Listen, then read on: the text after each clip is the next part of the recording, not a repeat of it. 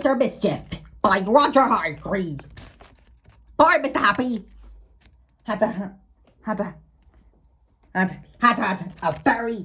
a tiring day, rushing here and there and back, cheering and back again, cheering people up.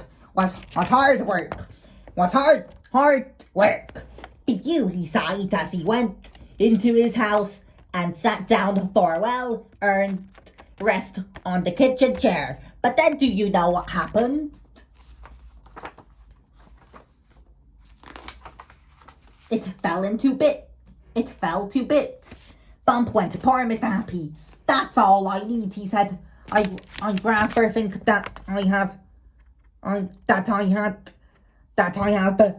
had a visit from Mr. Mischief. He was right outside Mr. Happy's house and running away as fast as his little legs would carry him was a small, mischievous figure. Mr. Mischief, oh Mischief, glorious Mischief, he cried. I do so love it. And he ran giggling into the night. The next morning, there was a knock at Mr. Grady's front door.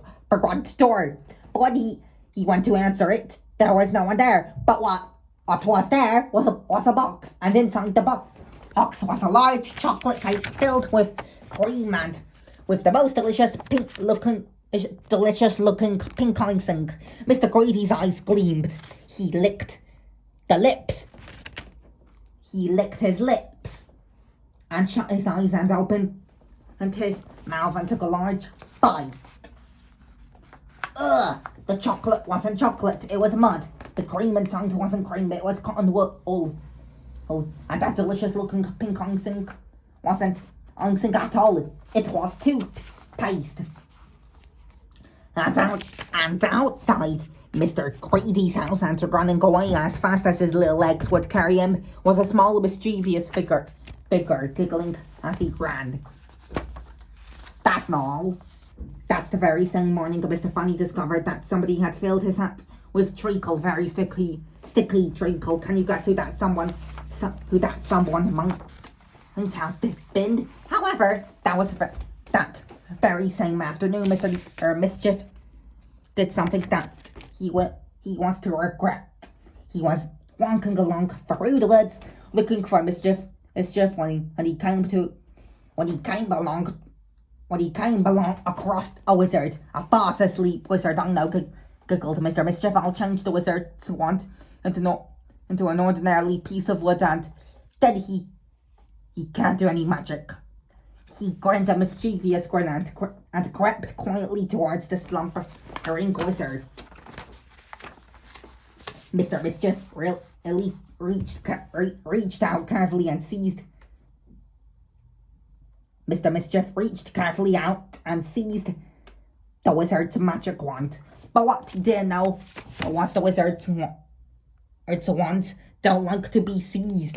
Help! Shrieked the wand in high, shrill voice, and ointed the wizard, who in turn seized Mr. Mischief, found on his nose, which was extremely painful. Let it go up by now. I know, cried Mr. Mischief. I know who you are, said the wizard. You're that Mr. Mischief who poor Mr. Happy's chair legs. He continued to bake the rather unusual cake for poor Mr. Grady, and he went on. Put treacle in poor Mr. Funny's hat. I've been hearing all about you, he added. Let go up my nose, cried Mr. Mischief again. Very well, said the wizard. But don't believe that you can and get away with being as mischievous as that. And as he let go of Mr. Mischief's nose, he got hold of his magic wand and waved it. Beware, he said, and went off. Off, silly wizard, muttered Mr. Mischief. Can't you tell a joke? And he went on. Silly wizard, he said again as he sat down in his kitchen. Bump. Silly wizard, groaned Mr. Mischief, picking himself up. Him and his silly magic. He made some porridge for tea. Smiled Mr. Mischief as he put a large spoonful of porridge into his mouth. Ah! Somehow, as if by magic, which of course it was, the porridge had turned into sawdust. Oh dear! Spluttered Mr. Mischief. Perhaps I had better knock it up. Too quiet. So much, Mr. Mischief. Do quite so much mischief in future, after all. And he went upstairs.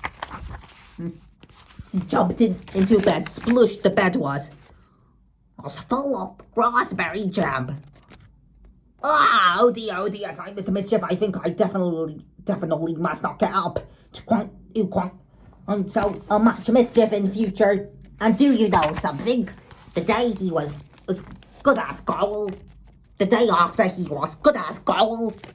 And the next day, the day after that, it lasted a week. And then the old mischievous urge got the better of him. He just couldn't help himself.